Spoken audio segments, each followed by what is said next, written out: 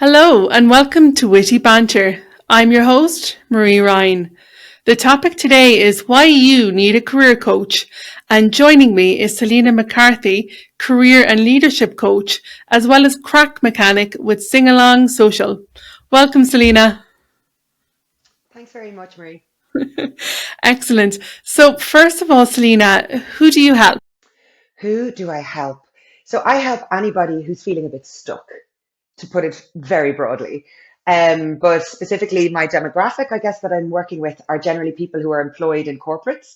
So mid-level leadership, management, maybe either people looking to move or deal with conflict at work, or potentially looking to, um, you know, get promoted or move out of the company. So anything kind of career related, really, I'll deal with. But you'd be surprised, it's not always related to the career. You dig into it, and it can be anything at all. So I look very holistically when I'm coaching people, but they are usually working within an organization.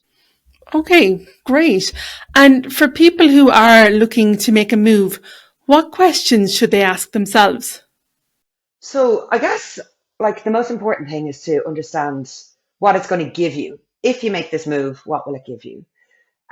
Personally. So it's to look out for those shoulds. So often, like, so I don't know, you grow up in Ireland as well. We have this idea, this trajectory. Okay, well, you finish school, you go to college, you find a husband, you have a baby, you buy a house, la la la, and there's like this, and then you get the promotion and you move up and up and up, and then that's, then you die, everyone comes to your funeral, it's wonderful, whatever.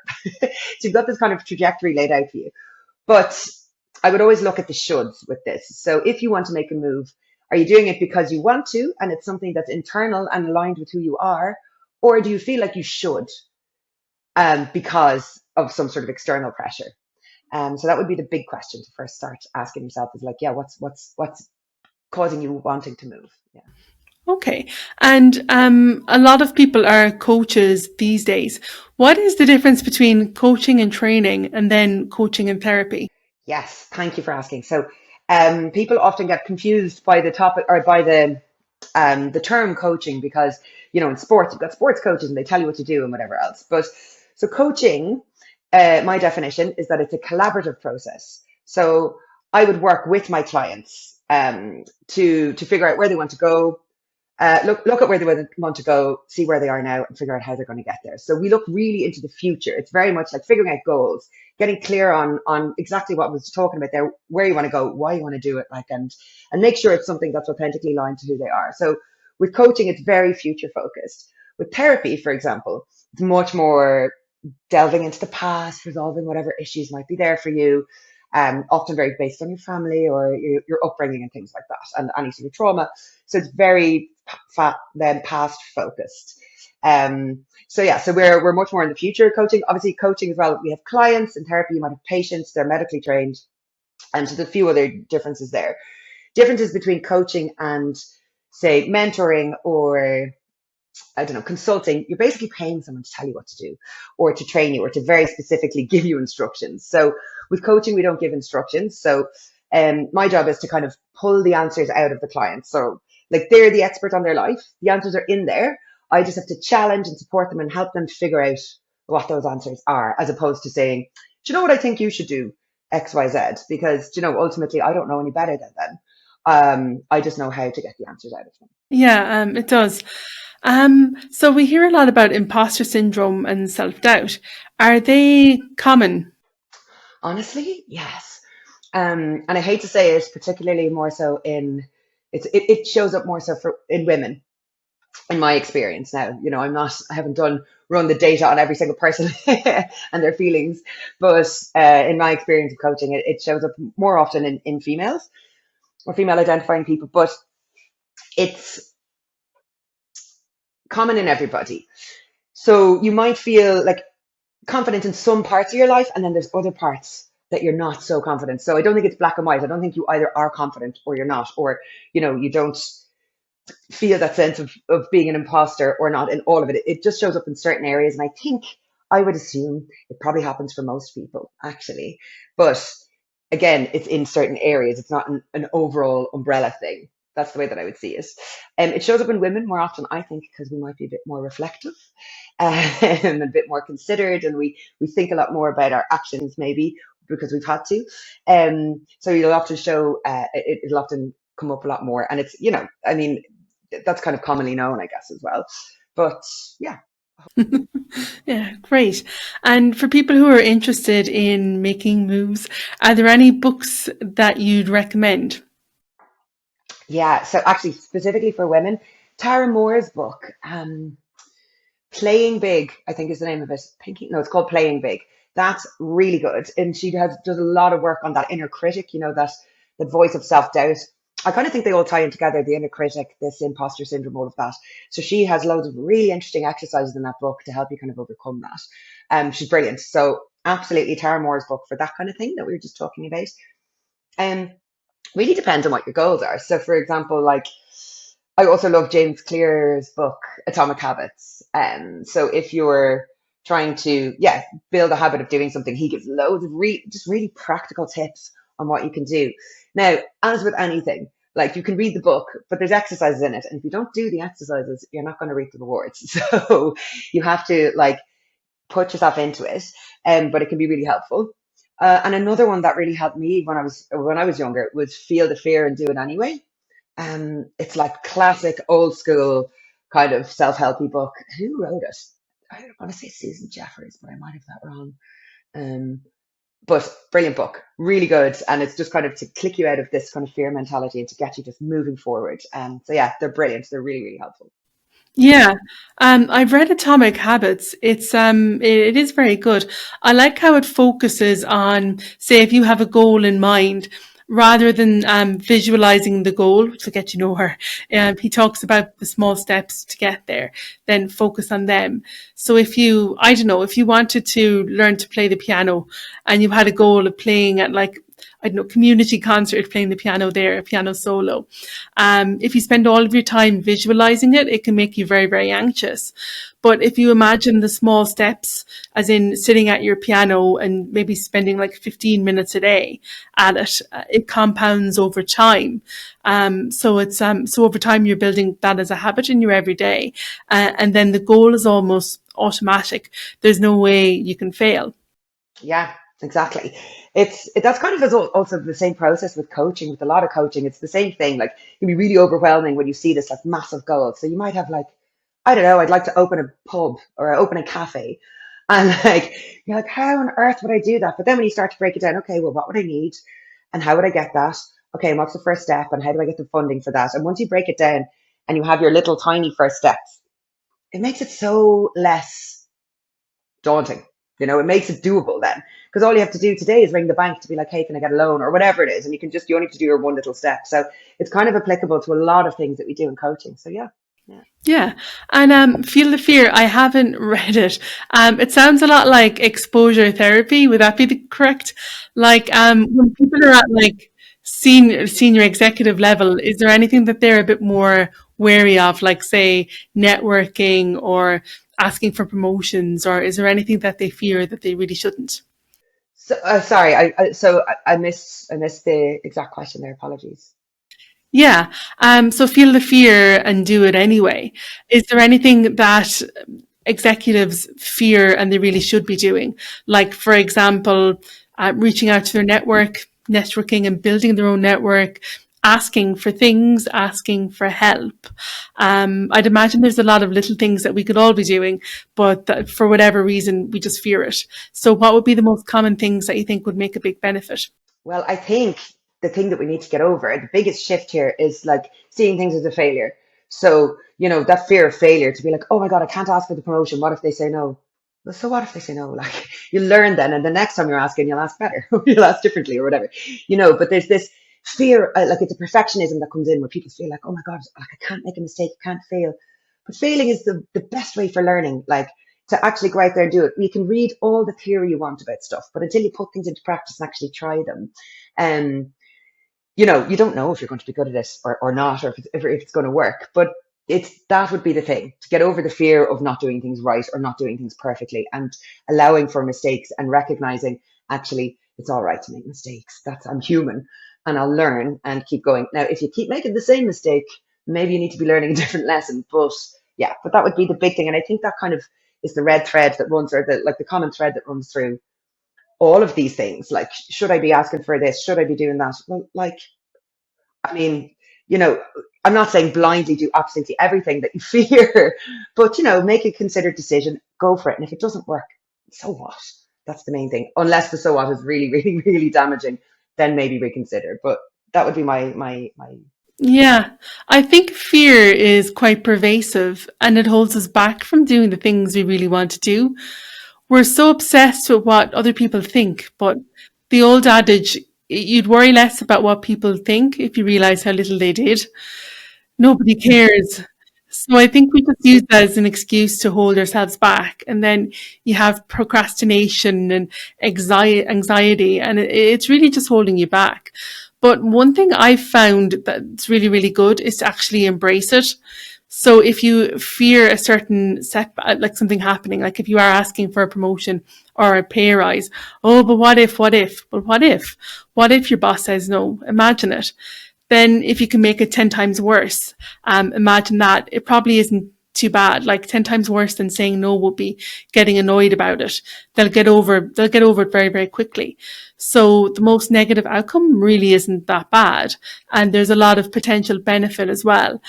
But like that, I think people are so stuck in stage one of, oh, I can't do that. It's too bad. It's too daunting. It's too nerve wracking. I think it just holds a lot of people back from a lot of things that they'd really be good at. Definitely, like, and I think that's such a good example. This idea that, like, thinking about the worst case scenario and being like, what actually is it? So, what happens is a lot of the time, people in their own heads will do exactly what you said, and they'll be like, oh, the worst case scenario, but not actually practically thinking through it and thinking, actually, the worst case scenario isn't that bad. They don't get that far. Exactly what you said. But so that's why actually it's really helpful if you're working with a coach. Like, I go to a coach as well. You don't even recognize sometimes these blockers or these fears or these things that are holding you back until you're having to explain it to someone and you're describing it. They're like, what is the worst case scenario? And they might say, I might die or whatever. And you're like, are you really going to die? And then you have to, take it from being something overwhelming and over the top. And actually, once you whittle it down, but sometimes we aren't capable of challenging ourselves to think that way. So it can be helpful actually to work with a coach who will kind of, in the nicest way possible, put you in your place or kind of challenge you a bit to really think realistically and take away that fear from you. So yeah, you're dead right. Yeah. We're so entrenched in our own beliefs that we tend to take them at face value and think they're real. It's like, you should never really believe your thoughts. They might be lying to you. But yeah, sometimes I think having the coach to point out that actually you might be wrong about things you firmly believe in, I think it can be really helpful. Because like that, you might say, well, I can't do this, I can't do that. And someone else might say, what are you talking about? Everybody does that, or everyone feels that way. And it just makes it a little bit easier. Yeah, a lot of the time, I mean, clients don't even recognize that what they're saying is a belief, you know? And you'll kind of be like, and how does that, I might ask the like, common question I'll ask is like, how does that belief serve you? They're like, what belief? I'm like, the belief that you're not good enough at whatever to get the promotion or not good enough to, sorry, we're using promotion as an example. Obviously, we coach on other topics, but this idea that I wouldn't be able to do that because, and then I think that's really powerful when you recognize that you have a belief and you're like, oh, that's only a belief. I can actually choose to not believe that. And yeah, that's really, really powerful if you can, or like first, first step is awareness. And then obviously it takes a bit of unlearning and work to change the belief. But yeah, it really, really can change how you approach everything in life if you could catch some underlying belief that you have about yourself that you maybe didn't recognize. Yeah, definitely. And if somebody is preparing for a difficult conversation, let's stick with the example of a promotion. Let's be positive. Either that, or supposing you've landed your dream job and you're handing in your notice respectfully to your current employer, or you're telling your team about some expansion that's happening, but they'll be a little bit resistant to change, even though it's positive. How can you put yourself in the right frame of mind to handle that difficult conversation? So your breath is so important. So there's a big mind body connection. Oh, another book, The Body Keeps the Score. That's another one for the recommended list. It's how about, like, you know, our bodies and our minds are not separate things, that they can kind of affect each other anyway, but off the topic. But for this, your breath work. So basically, when you're going into something scary or like public speaking or going into this meeting or whatever else, like something that's making you a bit nervous, your your sympathetic nervous system, that's the one, is kind of activated. So what that means, you'll know this feeling yourself. When you get nervous, you're kind of tense, your heart's beating, your palms get sweaty, and you get really you can get very kind of uptight and focused on the task at hand. So this is a normal stress response that is built into us as humans. Now, we've had this forever and ever. So the reason it's there is because when we back in the day would have had to escape predators, I don't know, dinosaurs or saber-toothed tigers or whatever were chasing us, but for escaping predators, this is why we have this function. So adrenaline rushes into your body, your muscles, everything, all your organs are ready to just go so that you can run or fight or whatever else. Super helpful if you've got a dinosaur running after you, not so helpful if you have to give a presentation, right? You're not going to fight the presentation. You could run away, but also probably not as helpful, right? So that's your fight or flight mode. Fight, flight, freeze, or fawn. They're kind of the reactions to this, like the activation of your sympathetic nervous system. So what you want to do to counterbalance that is activate your parasympathetic nervous system. And that's the other one. That's the like calm, brings you down, lowers your heart rate, like gets you feeling much more in control. So, when you're in this automatic like fight or flight mode, you are very reactive. And you might recognize this in people when you're speaking to them and they're reactive and they're mad, mad, mad. It's because they're triggered and they're in that system. Where it could be because they're in that. When people do deep breaths, you come into your body, you relax, you activate that parasympathetic nervous system. You're in a much better place to make considered responses and considered choices with how you speak and what you do and what you say. So that would be the main tip, is to just do big, deep breaths. And you'll notice it if you're watching sports. So like you might see like tennis players, or I don't know, I can imagine Simone Biles standing at the side of her mat before she goes doing her gymnastics. She'll do, and then go and do her backflips and whatever else she does, So it's a common way to kind of center yourself, ground yourself. So do that before the big meeting, first and foremost. Obviously prepare. And then just before it, lots of deep breaths to get yourself feeling nice and calm and ready to be a lovely promotable employee. Yeah. So that's it. Yeah, yeah, I love that. I've always found meditation to be fantastic. It gives you that between stimulants and response, there's a pause. So it gives you that moment to reflect and pause and think, I think.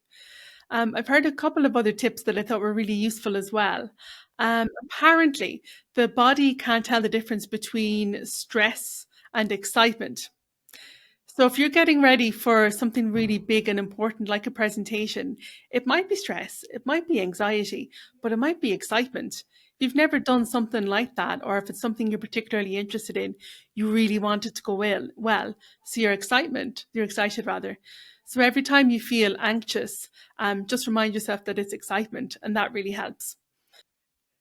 Yeah, I really like that. I think harnessing the breath is a really great way to settle your nerves and to really focus and become mindful. It really slows everything down, I think. I'm a huge fan of meditation. And some other tips I learned as well were one of which is the body doesn't actually know the difference between stress and excitement. So if you're feeling stressed, you can maybe tune in and say, well, am I really stressed or am I excited? Like, for example, if you're working on an interesting project and it's getting to the pinnacle of it, it might be that you're really excited about the final outcome. Or if you're working on a presentation and it's a particularly interesting topic and you've worked really hard at it, you probably are really excited by it. So I think that's a really interesting reframe to just change your mindset about it. It would at least remove the anxiety and turn it into something more productive. Yeah, yeah. And there's always a positive and negative in everything. So it's yeah, it's always good to flip it to the positive.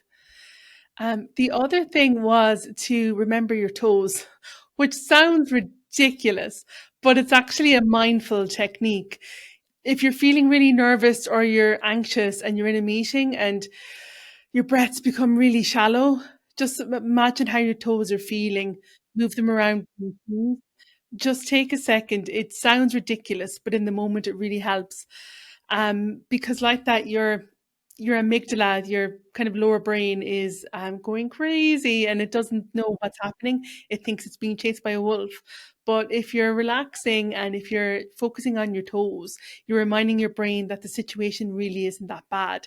So it gives it a chance to pause, take a deep breath, and relax. Yeah, it's that same thing about coming into the body. Like, yeah, if you can, I love meditation as well. And yeah, for that exact thing, you kind of can separate yourself from your thoughts. You're not your thoughts. And, you can control them. And you're like, okay, now I'm thinking about my feet. I'm not actually as worried. That's cool. Yeah, I love that. So it makes me think of those body scans. I think the first time I ever experienced the idea or that concept of like scanning your body to kind of settle your brain was in The Power of Now. Did you ever read that book? Eckhart Tolle. Yeah, I think the power of now is fantastic, especially for busy executives. We're so focused on the past and the future and the results that we often forget why we're doing anything at all. It's really nice to focus on the present. So yeah, it's a really great book. Yeah, but it's that thing again, like putting your focus onto part of your body. So I love that. I love the little toes. That kind of makes it cute. I'm going to remember that. Thanks for the tip. Yeah. Yeah, great. And what do you think about journaling as a way for people to learn how they actually think and I suppose harness the subconscious mind and the deep seated beliefs that they don't really fully acknowledge? Like journaling is my jam. I love it. So I run something called the Morning Club. Very inventive name. We meet in the morning and it's a group of us. um, well, I haven't been very good for running it lately, but basically it's a meditation and journaling course. So I'll do it for 2 weeks in a row and we'll have kind of a theme to it or whatever, and it'll all build up. So each day. So journaling is amazing for this kind of thing. If you set a timer when you're journaling, right, to force yourself to write, that's much better than just kind of sitting down and then going, I don't feel like writing. The best stuff comes out when you kind of force yourself. So if you don't know what to write, literally write that. I don't know what to write. And then just see what comes out. And usually that'll get something coming out. You'll be like, and I'm bored, and this, that, and the other, and da, da, da. And then something might start to really come out of you, but you have to dedicate it. And I would always say, set a timer and do 10, 15 minutes each morning or afternoon or whenever you like to journal. But you'd be surprised what'll come out of you, even if you think there's nothing there. Just give your subconscious the chance to surface and to come out. And so with our morning club, we do the little meditation, breathing to get into our parasympathetic chilled out state so that we're in the right place for thinking.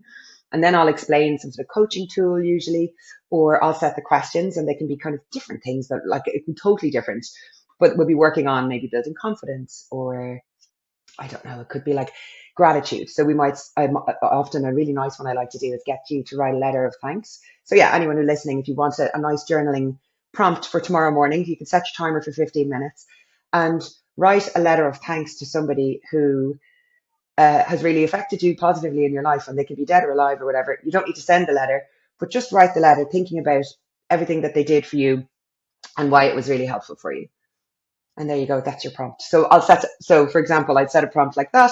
Then I'd throw on a bit of music and I'm there in case anyone has any questions. But yeah, that's the morning club. So journaling is so helpful. It can be really nice as well to do it in the morning so that you set your tone for the day. So maybe you do this with meditation as well, but you kind of can decide, okay, thinking about good things, putting yourself in a good mood, essentially, journaling about positive things. And then, you're going off into your day feeling like, oh, okay. And you're just a nicer person to be around. You're in better form. You've just set the tone. So yeah, so I see so much benefit in journaling. Do you journal? Yeah, I do. Not as much as I should. I like your tip about scheduling it for 10 to 15 minutes. I think if you don't schedule it, it doesn't happen. So I need to start scheduling it again. But yeah, I like the 10 to 15 minutes thing. It makes the ask very, very minimal because it's just 10 to 15 minutes as opposed to making it a big project. One thing I really like is morning pages. Oh, I love them. Yeah. Mm. They're So gobbledygook. Have you ever read back over the morning pages? that's the idea, yeah. So for anyone that hasn't read them or heard about them, it's in the morning you write 3 pages of gobbledygook. It's whatever is in your head, and like you're saying, even if you think I can't think of anything to write, you write that. But after a few lines, you'll start to have stuff spewing out. And that stuff is just the junk that's rolling around in your head since yesterday or the day before or that morning. It's the stuff you don't really need. But unless that's cleared, you can't really be productive. So the idea is that you're training your brain to let all that stuff out in an outlet for over 3 pages, no more, no less, and then you go about your day. And over time, it trains your brain that to accept that, to expect that that's when it's going to get the brain dump, and your head is clearer in general in the days and weeks after that. So it's really, really good. But yeah, it is complete gobbledygook. You should never read back over it. Yeah, I mean, the stuff, because I think people can feel a bit like they're writing as if someone is going to read what they write. Like, especially with the morning pages, now they're the most nonsensey. Like, I'm writing things that might not even be words, they're noises that I can hear in my brain. There's no, like, it's how I like to imagine Ulysses was written. It's just, it's like stream of consciousness, just like blah, blah, blah, blah, blah, blah, blah. Obviously, I'm not calling Ulysses nonsense, but it's the same idea. There might not be punctuation. There, it's just sort of this stream of whatever is in the back. I love that idea, just clearing it all out, cleaning the table so you have a nice workspace then for the rest of the day to work from. Yeah, I love them. Yeah. Okay, great. And for people who are listening today and want to make real changes, but maybe can't get a career coach right now, what are the 3 steps they can take that will make the most impact towards changing their career, do you think? I would say getting really clear on what you want. Actually, do you know what? Do a visualization. So this would be the first step that I would do with most people who are trying to figure out if they don't know what they want. Maybe download an app or go on YouTube or something and find a future visualization meditation if you want, right? Or journal. This could be a nice journaling prompt. And just put yourself, I don't know, choose 10 years in the future. Where do I want to be? And write it out. But dream big, right? So the first step is dream really big. And like, you know, if you want to own a hotel on the moon, own a hotel on the moon. If you want to be, I don't know, the king of Denmark, do that, whatever it is, but put like a big dream down on the page and write the whole thing down. So that would be the first step. And just dreamy, dreamy, dreamy, because then you'll get clear on things you might like to have. Now, of course, maybe you're never going to own a hotel on the moon. But from there, you look at the dream and you say, okay, if that's 10 years, where do I need to be in 5 years' time? And that's your next prompt. And then you write down where you need to be in 5 years' time in order to get to your dream. And then you'll say, where do I need to be in 3 years? And then where do I need to be in 1 year? And where do I need to be in 6 months? And where do I need to be in 3 months, 1 month, 2 weeks, whatever. So it's again, that process of breaking it down. But dream big and make it ridiculous at the start, because you're automatically, once you start having to make it real by making it the 5 year, so 10 year to 5 year, or you can start at 5 years and do 5 year to 3 year. Once you start having to make it real, okay, maybe it's not on the moon, but maybe you want to own a hotel in Limerick, and that's probably doable or whatever. So you kind of can come up with your different, so dream ridiculous first, because you will automatically start to become more realistic. We're all a bit too realistic. So I know that's not really 3 steps, but that would be my tips for if you're trying to find a change in your life. Do a visualization and then try and make it realistic by being like, okay, if I want that hotel in Limerick, then in 5 years' time, I need to have saved X amount of money. I'd need to have done my hotelier course. I'd need to have, moved my family to Limerick. I'd need to, whatever. And you can kind of come up with your things that you'd need to have done and work backwards. So yeah, that would be my rough structure tip for people who maybe can't afford a career coach. So yeah. Yeah, okay, great. And finally, how do people get in touch with you? LinkedIn is the best one for me. So I'm just Selina McCarthy on LinkedIn. And if you want to read more about what I do, my website is Reflector Coaching, but Reflector is spelled with a K. It's spelled the German way. So REFLEKTOR coaching.com. Thanks for tuning in to Witty Banter. If you enjoyed this episode, please follow, like and share. You can get in touch by visiting the website wittybanter.com. That's witty-banter.com, or follow Witty Banter on LinkedIn to get updates as they happen.